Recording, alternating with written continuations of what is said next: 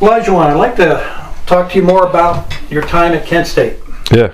Go ahead. Yeah, absolutely. I had a wonderful time at Kent State. And being completely honest, such a wonderful time. This, probably why my time there kind of came to an end. But I never had issues at Kent State athletically.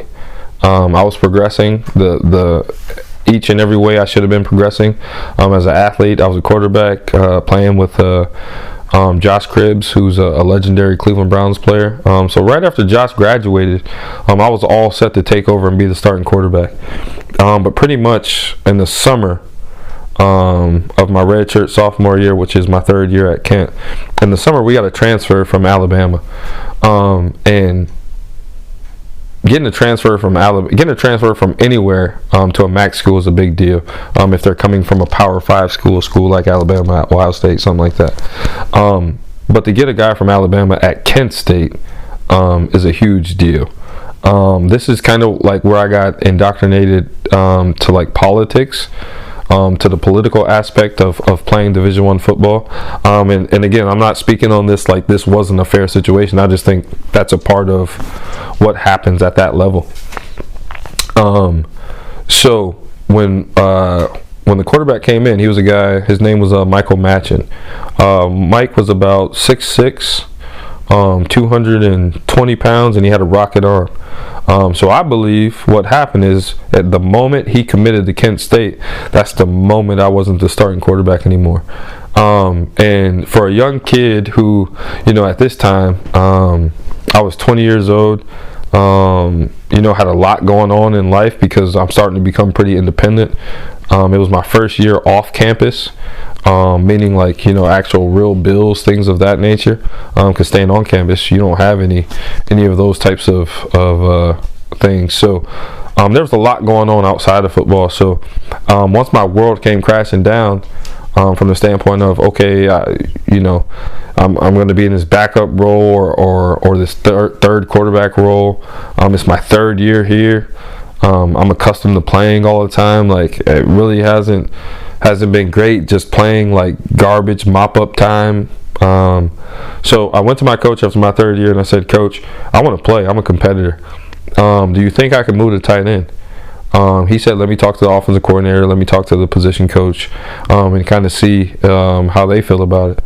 So next day at practice, I come in for practice, just like normal. Coach says, yeah, we're okay with the switch. So I switched to tight end.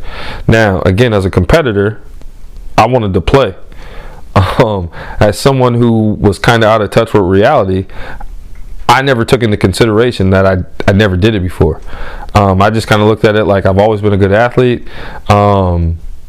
I will stack up pretty good just because I've been a good athlete. But failing to realize that I never caught the ball before on a regular basis outside of shotgun snaps. So I'm not accustomed to catching the ball I'm not accustomed to catching the ball, period. Let alone catching the ball in traffic and doing things like that. I'm definitely not accustomed to blocking, 250, 60, 70 pound defensive ends. And the other thing that was different was just trying to understand structurally my position. I'm accustomed to knowing everything that's going on. Now I just got to focus on one thing, but focusing on this one thing doesn't seem like enough for me. It seems like I should be doing more, but based on the position, this is all I can really do. So I was pretty limited when I went to tight end. Even though I worked my way up the depth chart, I still was pretty limited. So for as great as I thought it was going to be, it turned out not to be so great. Just because, again, as a guy who, okay, if you get sacked at quarterback, that's one thing. If you are engaged in, hand-to-hand combat that happens like this every play with you and a DN, never really experienced concussions like that until I was down playing on the offensive line per se, playing tight end. So for me, athletically, I truly believe I took steps backwards just because I never took into consideration what it was going to take to be successful doing it. I probably should have stayed at quarterback and faced that adversity of competing, and probably would have been a lot better a lot sooner, but I didn't. So I think that kind of speaks to, okay, maybe not on your time, on somebody else's time, but us not really handling that as people. When I say us, I'm talking about human beings. We're kind of accustomed to my time. Like when I'm ready to do it, that's when I should do it. But again, not realizing that now somebody else controls, my ability to really do it. So, and again, because I was immature, I started to do some things that just weren't great. Because I figured if I couldn't play and get the attention, then I was going to do other things like outside of football to get their attention. If that meant, come 5 minutes late to a meeting or be late to a meeting, then that's what it meant. Because I wanted to show them that they needed me more than I needed them, and I didn't care. Like, even though they knew I was a kid that cared, my characteristics started to kind of show that, hey, I don't really care. Like, even though I did, it's just a natural defense mechanism for a human being just to act like that. So while I was doing those things, like, I'll never forget, my coach came to me one time, and he told me, he said, "Coop, listen, we would have never gave you a scholarship if we didn't believe you could play here. So we definitely believe you can play here. But some of this other stuff you got going on, like that you're indulging in, you'll probably be back in Ashtabula faster than your eyes could blink." And as a young man who, again, wasn't around too many stand-up men, I didn't take him at his word. I really didn't. And that was him, giving me a warning, like really kind of telling me, like, well, this is kind of the path you're on, and if you don't get off this path, you might not be on the path here at Kent State anymore. So long story short, after that year, I decided that transferring was probably going to be the best thing for me, because things just weren't working out. And again, when I say things weren't working out, because I was so athletic based, I based everything off of athletics. So if athletics weren't going good, nothing in my life was going good. Like, just because that's what everything was centered around sports. So I decided I was going to transfer. And then, once I decided I was going to transfer, I only had decent grades. I never was really like trying to do more than what was required of me. So when it came time to transferring didn't look so great because I didn't have a lot of options, because there was a lot of schools that I just couldn't get into academically just based on having average grades. So once that door closed, and my options became kind of limited, that's when I kind of decided that maybe I'll just drop down a level completely. Like, I'll go from Division 1 to Division 2, because if I go Division 2, they'll allow me to play like right away. Like, there's no penalty for transfer or anything like that. So I found Lake Erie College, which was in the early stages of being a program. And I went to Lake Erie College, and because I was a senior, technically that was my 4th year, so I was a senior. As a senior, you don't really have too much potential in the program anymore. And whether you're transferring in as a senior or you've been in the program the whole time, the moment you become a senior and you don't have a carved out role on the team, that's almost like a recipe for a team to kind of do whatever.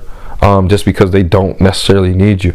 So when I got to Lake Erie, even though we had great conversations about me playing tight end and me being afforded a great opportunity, it wasn't like that when I got there. There were some younger tight ends, that were freshmen and sophomores that they were trying to prepare and get ready to play. So I kind of rotated with these 2 sophomore tight ends, which I played pretty regularly. It just wasn't like great though, or situationally it wasn't great, because like some of the play calls they would call when I was in versus when the younger, a little bit more athletic tight ends, so my stuff was kind of almost like blocking, waggle routes, nothing really down the field. Those plays were for the younger tight ends. So after my year at Lake Erie, and Lake Erie's a private school, so everything that I left Kent with didn't necessarily transfer to Lake Erie. So once I got done as a senior, I still needed like 6 more credits, which is 2 more classes. So I didn't want to finish at Lake Erie just because, again, with it being private, I did get a little bit of scholarship money, but it was still pretty expensive. So for me, the best option sounded to transferred to Kent Ashtabula, which all my stuff from Kent, all my stuff from Lake Erie would transfer there and just finish up there, where it would be a lot cheaper. And at this time I'm 21 years old, so it's like football really hasn't worked out the way I thought it was going to work out. Now I need to try and figure out how I'm going to navigate life, what I'm going to do with my life. So I would much rather be in Ashtabula, going to school, trying to figure that out. At least I got family here. At least I got, some support, some resources. So that's kind of how my Kent State time went. I played some garbage time minutes when we were getting blown out. And then I switched to tight end, and tight end just didn't work out the year I played tight end. So right after that, I transferred to Lake Erie. So I would say my college experience athletically definitely didn't go the way I thought it was going to go. But at the same time, over the course of that time, I was able to figure out that it takes more to being a good college athlete than being a good athlete. Like, it's about who you are as a person.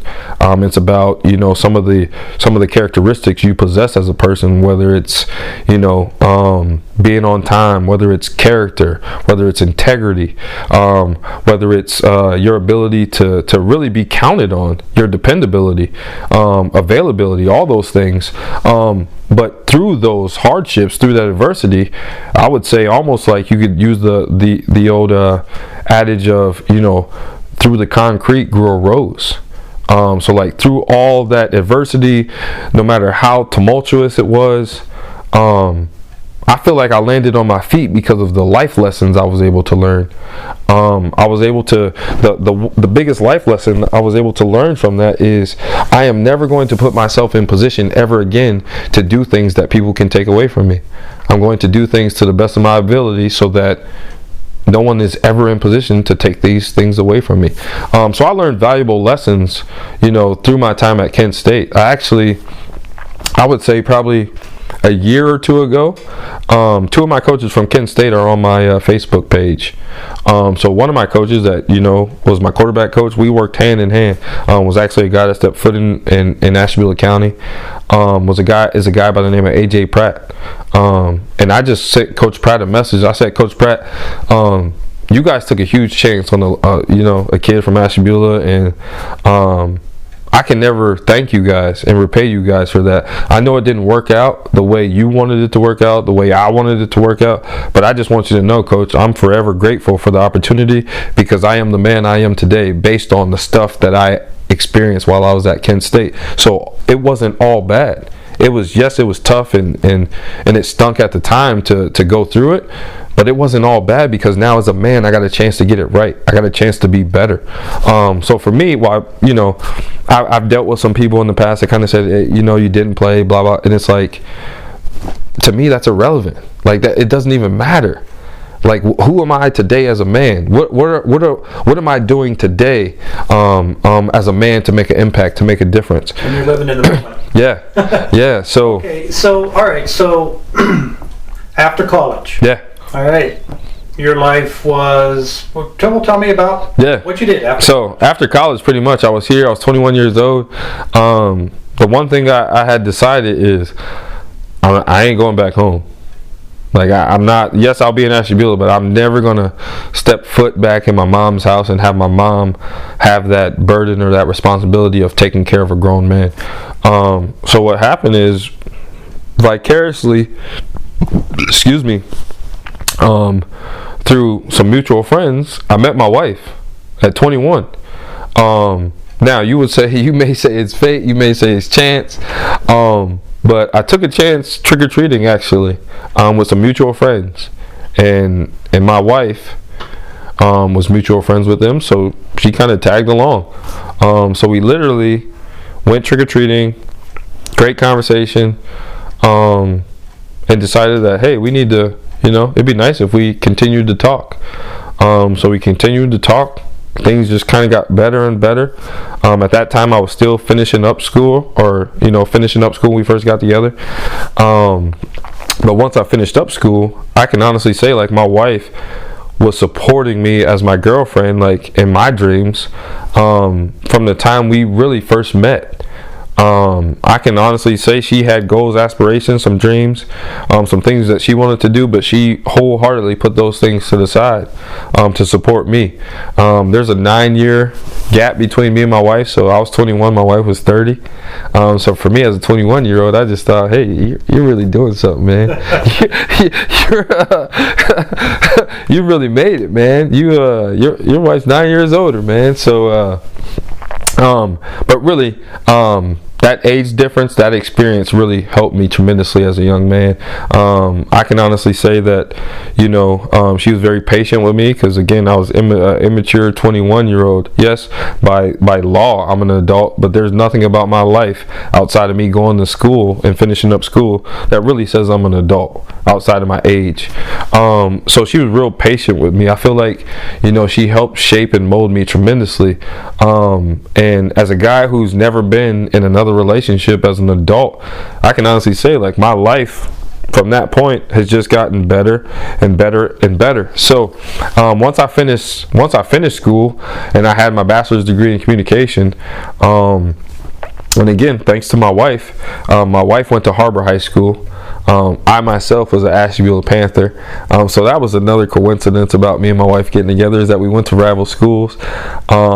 But her math teacher was a guy by the name of Don Rapuse, who is currently on the Asheville Area City Schools School Board. We stayed pretty close to Mr. Rapuse, and Mr. Rapuse just happened to be driving through the neighborhood one day, and because he was my wife's math teacher in high school, they just decided to have a conversation. And again, I had just finished college. I had just finished school. So in their conversation, I was actually about to take a job at Edgewood. And not a job per se, but a coaching job. So she explained to Mr. Rapuse that, hey, he's about to take a job at, Edgewood, and he's going to coach football over there, and hopefully, he can get a job. But right now, with a bachelor's degree, he can at least substitute teach. So they've said they get him into the building as a substitute teacher as much as possible, and he can coach. So it looks like that's the path he's about to go down. So right then and there, Mr. Rapuse said, well, didn't he go to Lakeside? And she said yes. He graduated from Lakeside, yes. And at that time, Don Rapuse was the principal at Lakeside. So he said, well, if he went to Lakeside, he graduated from Lakeside, why is he going to go work at Edgewood? He should work at Lakeside. So at that point, he offered me a tutor position. And I was like, are you serious? Like, you serious? Like, because I thought, like, once I went to college and I graduated from college, I'm going to have these interviews and I'm going to be dressed in a 3-piece suit and everything's going to be great. And I'm going to walk into a Fortune 500 company and they're going to put together this gargantuan offer letter. And that's how it's going to go when I get my first job. No, I was actually outside cutting the grass in boots and cut-off shorts and a t-shirt. And it was all about how I presented myself, even though I was dressed like that. My words, my intellect, everything else presented, as an educated man. So I was kind of, taken aback at first because I didn't think he was serious, just based on, my physical appearance. But he was serious. So I go to Lakeside 2012, and that's when my educational career began as a tutor at Lakeside. So I was able to coach freshman football that year, so my coaching career began that year, as well as getting a job. So I started to formulate relationships and build relationships with my colleagues, build relationships with my students, and my first few years at Lakeside were spent being what's called the student management room monitor. Which is just called SMR. So pretty much in that situation, student would have behavioral issues in the classroom, and if the student is having behavioral issues, the teacher would call down to my room, the SMR room, and then tell me what was going on, and then I was tasked with figuring out how to help that student be better. So my first 4 years in education were spent doing that, like dealing with some of the rougher students, but a lot of times it was a great situation for me because a lot of the things that those students were experiencing were a lot of things that I experienced when I was a young man coming up. So I felt like God put me in that role because he knew I would have a huge impact in that role, and those students needed me in that role to really, help them out. So in 2016, I guess you could say, it's kind of like really when I was like, wow, like this education thing is going a lot better than I thought. I was making an impact again, but I was, driven by sports because that was my passion. So I just, kind of gauged everything based on what I was doing as a coach. Knowing I'm making an impact in the school, but what makes me happy and what makes me really get out of bed and go is what am I doing as a coach? How my team's doing athletically. And you were coaching at Lakeside at the time too? What were you coaching? I was coaching football in junior high. I was coaching varsity football and junior high basketball. Okay. So, and I was the head track coach at that time, and I didn't know anything about track really. And I'll never forget the athletic director at the time kind of told me, he said, yeah, I get it, Coop. You may not be a great track coach. You may not know too much about track, but you know what you are? You're a great motivator. You're great at inspiring kids to do what they need to do. So don't worry about the track aspect. Be more concerned with the environment you create and make sure that's conducive to them to our student athletes being successful. So, and the other great advice he gave me, he said, and it made perfect sense to me. He said, either an athlete can run or they can't. So yes, you could improve that and try and help them get better at it, but either they can or they can't. Like track is kind of one of those sports where either you're good at that event and we can help you get better, or maybe you don't have a vast experience in it and it's going to take some time for you to get better. So track helped me out tremendously because I didn't have a vast background in track. I only ran track for 1 year in high school. So for me, track was head coaching because I was the head coach and we had a girls and a boys team and I was the head coach of both teams, so it allowed me to be in position to really make a huge impact, and that's what they were really looking for, just because they said the track stuff would kind of take care of itself. So 4 years at Lakeside, and then I get this great opportunity to come over to Edgewood. And 6 years at Lakeside. And after 6 years, I get a great opportunity to come over to Edgewood. And a lot of times, and that's why I think it's so great that we're doing this documentary, because I can actually get out, exactly why I made the move, and all those things, because there's been speculation for a long time as to, why I made the move over to Edgewood and all that. So for the record, I want to clear it and say, coming over to Edgewood was never about coaching. Coming over to Edgewood was a better opportunity for me as an educator, and also financially it was a better situation for me as a man and as a parent. But first and foremost, as a man, my responsibility is to my family. My responsibility is to take care of them to the best of my ability. So if someone presents an opportunity to me that's going to allow me to take care of my family better than I was doing previously, I have to take advantage of that. I'm obligated to my family to take advantage of that. So I just want everybody to know that the Edgewood move had nothing to do with coaching. It had nothing to do with athletics. I was put in better position financially and job-wise, the job opportunity I was afforded. So as a man, as someone who's responsible for taking care of your family, it was the right thing to do. So what was your job at Edgewood then? So my job coming over to Edgewood was going to be the Dean of Culture, which is something that I had never did at Lakeside previously. I guess you could say vicariously that was the job, because maintaining great relationships with some of the troubled students ultimately helps the culture in the school, helps it be better. So I think I was able to take those skills from SMR, from the student management room, and translate those exactly to the Dean of Culture and what they were looking for at Braden. So I spent my first 2 years just kind of working with the principals and then working with students that they would put me in contact with that may have needed different type of support and services. And then after year 2, my principal, a guy by the name of Dan Saponaro, said, hey, we got to get you in front of more kids. Like, it's great what you're doing and you're having a great impact doing that, but we need you in front of more kids. And I was like, okay. So what do you have in mind? He said, well, have you ever thought about teaching?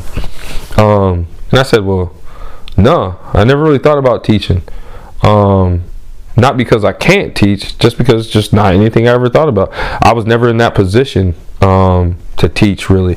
So he said we got to figure out alternatively, how you can become that, or how we could, put you in position to do that. But if we can position you to do that, I would like you to teach a class. And it was like, oh my gosh, like, now I go from being a tutor, like, because technically I was a tutor at Lakeside, even though I was the student management room monitor. My technical title was a tutor. Now you're going to allow me to teach and have a class. And so then it was like, well, what do you want me to teach? I want you to teach life skills. I want you just to teach things that kids need to know so that they can be good people and be successful in life. And ultimately, for me, those are things that are right up my alley. Those are things that I feel like if you said, Olajuwon Cooper, what do you have expertise in? It would be life skills. Just because all the people that have helped me, all the experiences that I have dictated that I've been able to navigate life. So I definitely went into that role as a teacher and took that real serious. And things have been well. And that's what I'm currently doing, teaching entrepreneurship with a touch of life skills. But more importantly, because you understand that home ec and classes like that have been taken out of the high school, my class becomes that much more important, because you realize students aren't getting that from any other component educationally. Okay, Olajuwon, let's talk about your future. What do you got in mind for Olajuwon in the future? Yeah, so I definitely, I guess I should, preface this by I definitely want to continue being a head coach as long as I can, as long as Edgewood will have me. I definitely want to continue what I do academically as an educator, because that comes even before me as a head coach, because that's going to have way more of a lasting impact than anything I do as a head coach. So I want to make sure those two things definitely stay at the forefront, because those are definitely two things. Head coaching and teaching are definitely two things that I'm extremely passionate about. And I guess you could say over the last year or so, organically, of just thinking about how I could increase my impact, how I could do more in Ashtabula County to help Ashtabula be a better place. I've been creating and formulating ideas for a nonprofit. So I definitely have the name of my nonprofit. It will be Cooperstown. And Cooperstown will be an educational entity that services any student of any educational that has any educational need. I will definitely have writing centers, English wings, social studies wings, math wings. Anything that the educational process encompasses, I want to make sure Cooperstown has that to offer. Not saying I want to take things away from the educational organizations that we have here locally, because I think they do a great job. I want to add to what we already offer students in Ashtabula County. And I think Cooperstown will be a great addition to Ashtabula County, because it's designed and geared towards helping the youth of Ashtabula County get the opportunities they deserve. A lot of times youth in Ashtabula County, they don't necessarily think they can really do too much, just because it's not what you see in Ashtabula County, and what you hear of Ashtabula County is not great. Most of the time you're going to hear about, if you turned on the news or you went to any type of internet outlet or anything like that, probably the first thing you're going to hear about is the opioid epidemic here, or things of that nature. You're not going to come across anything positive per se the first initial time you Google Ashtabula or anything like that. Something negative is probably going to come up. So I just want to make sure that I'm doing my part for Ashtabula, and making sure that the youth have opportunities to be successful. I like to tell people all the time that, if I was rich and a millionaire, I would be pouring all my money, all my resources into Ashtabula. But unfortunately, I'm not. But I realized through my work as an educator and through my work as a coach that, through having impactful initiatives, impactful organizations, impactful things that I do in my life that in turn impact the youth, that's how I really can make the world better. Because if I'm impacting a young man or a young lady in such a way that now they're motivated intrinsically and outwardly to go be the best versions of themselves, they're going to go into the world and be good people. So yes, may not have that $1 million to go invest in a rec center and make Ashtabula, aesthetically pleasing right now, but I do have an impact every single day when I go to work to make sure that the students and the learners that I come in contact with are in better position to be successful after our experience or after our dealing. So for me, it is an extremely powerful thing to know that, hey, yes, I am responsible for good kids going into our society. Yes, I am responsible for our society being better. Because when you think about, well, how could I make the world better? That's a tall task. So when you think about that from a general standpoint, you may become overwhelmed with what you think you may do.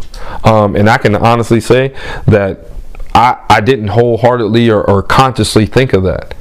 I was involved in a situation, and that kind of organically came out of that situation, and that's when I realized this is it. This is how you make the impact. Every single day you live your life in a way to where you impact somebody, and then that person goes out, they impact somebody else. Now we've created a chain or a domino effect of people just affecting people in a good way. Now the world truly is a better place.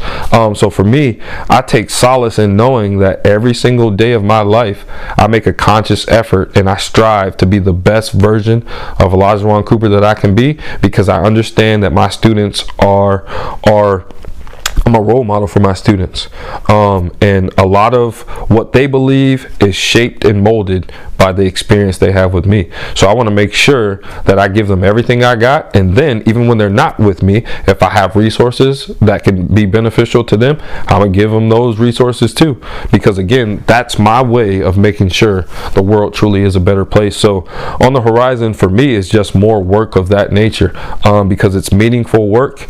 It provides value to my life, makes my life a lot more fulfilling, because now I'm extended and my reach is a lot further than it would be, with me just physically putting my hands out. It allows me really to have an extended reach and do a lot of different things. Some things I can honestly say I never in a million years thought I would be doing, but I think again it's a byproduct of trying to do things the right way. And now I have people that will reach out and say, well, hey, I may not know you to do this, or I may not know you to do that, but what I do know is you're a good person and you try and do things the right way. So if I can align with you and we can come together and do something, I don't know what that something is, but if we both come together and do something, it's just going to be better, because our intention is for it to be great. So there's a lot of things, honestly, Larry, I can tell you that I'm a part of that I never thought I would be a part of. A great example of that is, again, as a kid, I spoke earlier about the situation as far as the YMCA and as far as like not having a membership and not being able to get one and all those things. Well, at 26, I was asked to be on the board at the YMCA. So for me as a young man who comes to the YMCA, never is in financial position or socioeconomic position to really afford one, but then at 26 to be asked to be on the board, to me, yes, it may not be full circle for somebody else, but for me that was full circle, because now I get to make decisions and help people decide on how we could get more Olajuwon Coopers into the YMCA. So now they don't have to have a chance encounter with an influential person at the YMCA to be able to go. Now we are setting parameters in place for a student just to be able to go. Now, I think if I didn't have the experience I had when I was a kid, maybe I don't set out to do those types of things on the board.